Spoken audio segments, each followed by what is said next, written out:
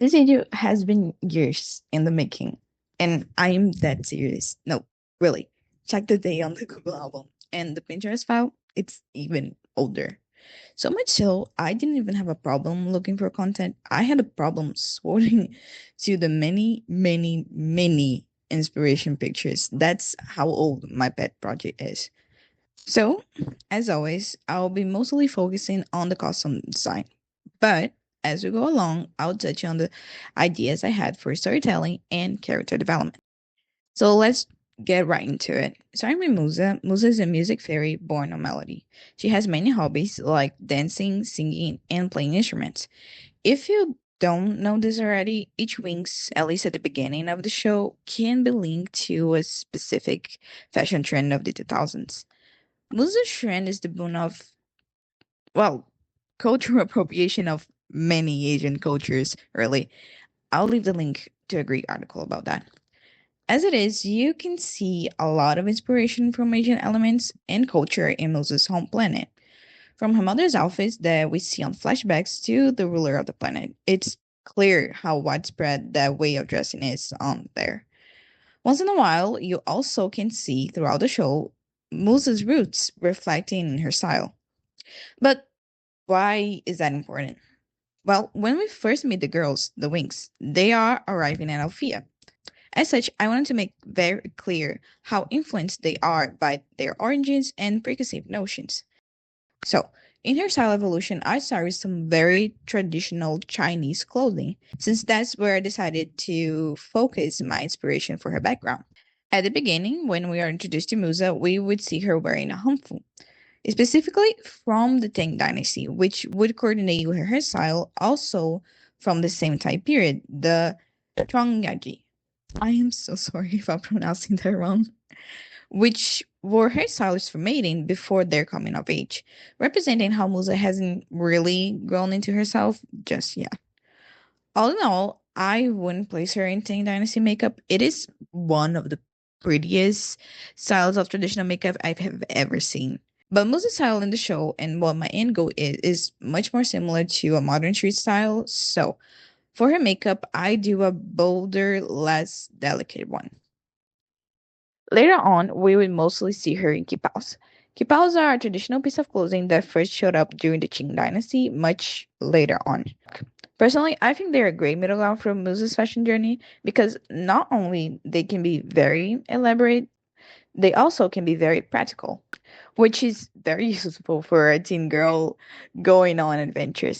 Her love for music would be made obvious from the very beginning, like note motifs, accessories, carrying musical instruments as she struggled through the crowd, headphones, even in traditional clothing, and carefully made hairstyles.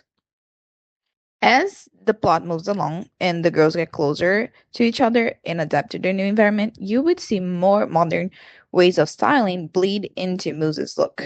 Personally, I would do it so gradually that if you followed the 8 to 12 episode format, the only time you would see the full shift would be by the end of the season. That way, we could start season 2 with her style fully developed, contrasting the way we first saw her at the beginning of the previous season. Moving on to Tekna. Tekna is a problem, and I understand why you would want to remove her from the equation. Technology and magic very, very rarely go together, but it's not impossible. Actually, it's really easy. The idea comes from the book series Iron Fate. In the books, the Fae are creatures of belief. Mankind empowers them by the faith they carry, but as mankind evolved into a more technological and industrial way of life, a new kind of Fae started to show up, the Iron Fae. Can you see where I'm going with this? Yeah, so for Techna, I'd make her kind relatively new. Humankind has been around for about 200,000 years. The first industrial revolution started in 1780, a little under 300 years ago. Techno's Y2K trend is tracksuits. Actually, most of what she wears can be tracked back to active wear in the first season. For her fashion journey, I start with some harsh, futuristic wear. Being from a technological dimension, it seems obvious that Her fashion trends would rely much less on tradition than the other girls. Technology is always evolving. The fashion of a world would certainly reflect the same philosophy. The harsh lines and details would act as both a shell and an armor for the character. Although not as much as Bloom, she is more of an oddity than her peers. So, stealing herself against social rejection only makes sense. As the season went along and Tecna learned that she could fully trust her friends, her style would get more comfortable. It's still active and still futuristic, but now without the edge that made her seem so stern. Instead, drawing much more inspiration from actual activewear, such as tracksuits, jumpsuits, and gym clothes, but still very cyber futuristic. For Boom, there was a struggle. How can you show her story in a way that the audience can understand? How can costume design convey the message I wanted to say? Bloom is human, painfully so. She was raised as one, she lived as one. There was no other options. She's not a fairy women made her. She might be a human with powers, but that's how far she was willing to believe. And how can you reflect that change inside her when she accepts who she is on the outside? All of that, of course, while distinguishing her from everyone else in a way that shows she is an outsider. Finally, I decided on something I like to call retro minimalism. I would take heavy inspiration from the 70s silhouette and 90s casualness, but none of the pizzazz of those decades. No prints or bright colors. Instead, focusing more on staple pieces and natural color. That way, I could show, without explicitly stating, that not only she is behind the curves, she's also not from a magical world. Good. So we got a starting point. What about the end of it? For her Y2K trend, there wasn't quite a way to pinpoint which one it was. There was low-rise jeans and tiny shirts, of course, and the jean skirts with tights, but that didn't exactly give me much to work with, not for storytelling at least. So I decided to do the unthinkable.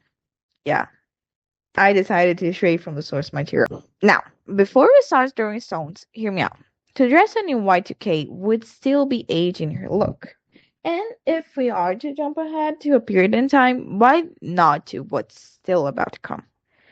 And so I watched over 30 Spring Summer 2025 collection, including powerhouse names, and wrote down what I saw the most.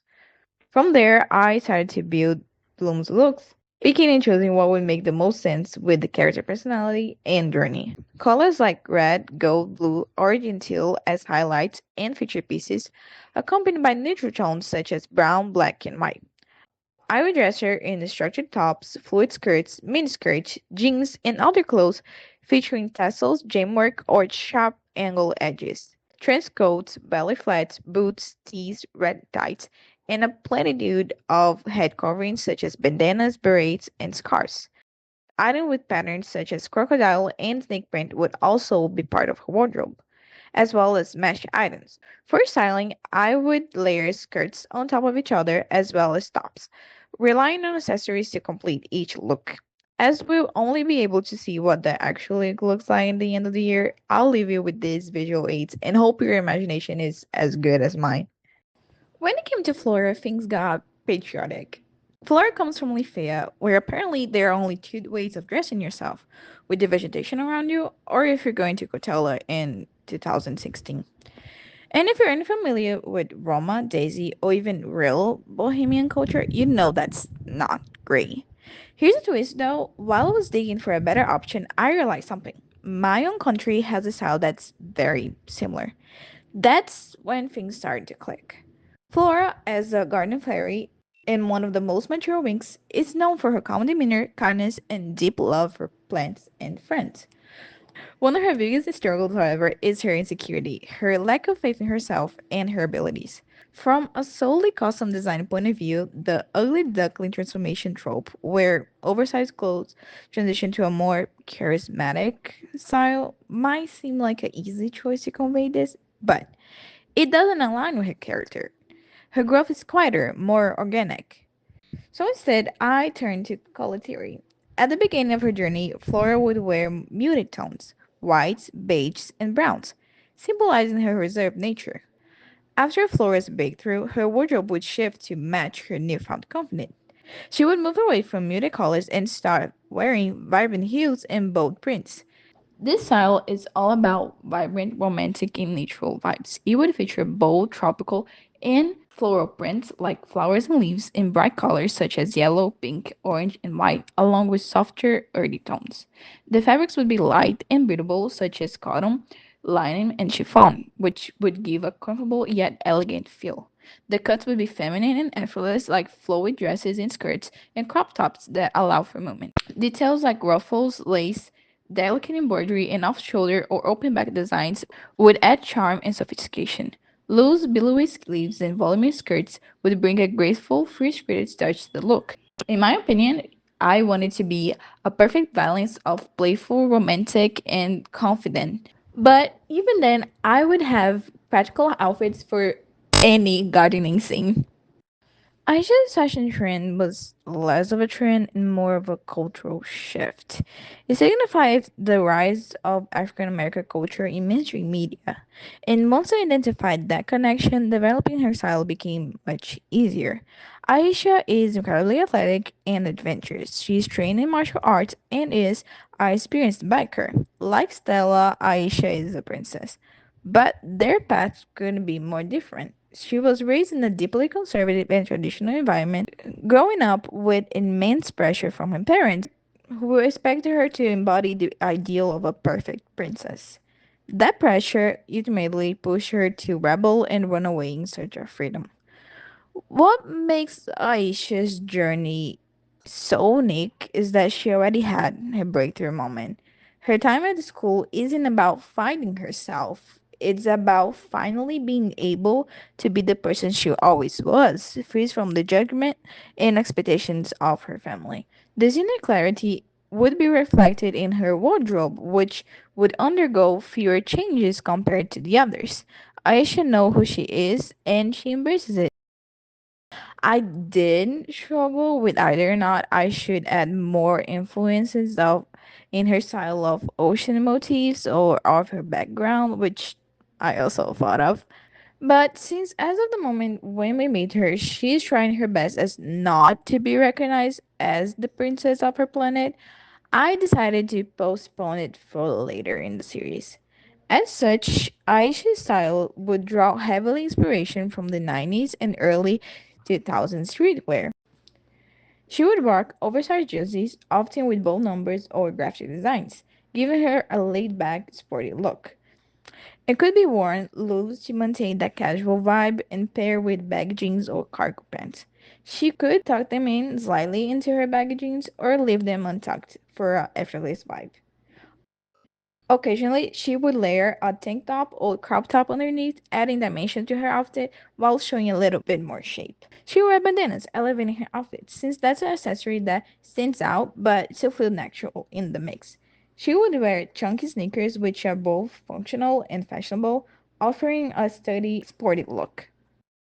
I do like the idea of color in her protective styles, but I probably would do it in a more fluid way, as to show she's always connected with the ocean and her people, even when she's away.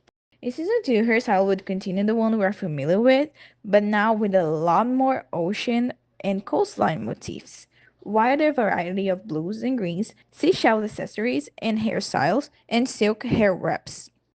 For Stella, I had such a specific vision for her that I actually hit a wall when making this video. Not with the style, no, that was ready from the get go. What I wasn't sure about was how it would be received. Fashion in Stella's case is not just about the clothes she wears, but also a medium where she can express her identity. I actually really liked some of Fate's approach to her relationship with her family, and if you remember the original TV show, you know it hasn't always been the best. Estella is one of, if not the most, political, powerful Winx. She's the princess of Solaria, the princess of the sun and the moon. In my personal project, that would mean her parents actually unified the kingdom, sun and moon. So there's a lot of pressure on Stella. I also wanted to tweak a little where she is as a character. If you remember, when we met Stella in the original cartoon, she had been to Althea before and was previously expelled. Well, I wanted all the girls to start their first school year at the same time, so she hasn't had that rebellious streak just yet. accident if you really want to know. An accident that got you expelled? How did you manage to get readmitted? Well, the truth is, they couldn't do without someone as gorgeous as me.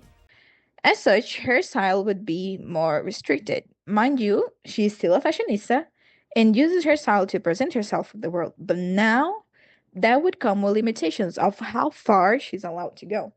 With that in mind, it was easy to decide her style for season 1 and season 1 only. It will change later. Sally's style would draw inspiration from iconic collections like 1999's Chanel, John Battista Valli's Spring 2025 Ready to Wear, and Oslunda's 2021 Utopia collection. She would channel the essence of fashion icons such as Emily from Emily in Paris, fashion influencer Paige Lorenzi, and Leda Murray from The Sex Lives of College Girl, Season 1. Her wardrobe will be rooted in preppy, old money, and casual chic, often resembling a high fashion take of royal family dress codes. Key pieces would include tweed jackets, skirt suits with tailored pencil or tapered skirts, cropped tops and jackets, cardigans, sweaters, tailored miniskirts, blouses with bows, and structured blazers. Classic patterns like plaid, checks, and house suits would be prominent, while the color palette would mix bright hues, classic shades, and soft pastels. Accessories would be a mix of both gold and silver. Once the viewer became used to this style and the season ended, that's when the fun begins. Beginning of season 2 would have Stella wearing a completely new style. At first, brushing off the attempt her friends make at commenting with a simple, oh, I wanted to buy new clothes, or my old wardrobe was so last season. Later on season 2, we will learn that her parents got married because of political alliance and not love, and she found out her father cheated on her mother, which consequently pushed them to divorce, the first royals to do so. Her new style will be over the top, more like the ones we are familiar with bright colors, sparkles, sequins, glitter, and gold accents. We would see a lot more stars, moons, and sun motifs as she would try and reclaim what being a royal of Solaria really means. So that's it for today, guys. Thanks for staying until here. And please let me know if you like this and would like me to continue that as a series because I still have a lot of ideas for this universe, like side characters, style, and plot points. If you saw any mistakes that I didn't catch, which is very probable since I just show a lot of words that I refuse to pronounce in the script, please feel free to correct me. Thank you and bye.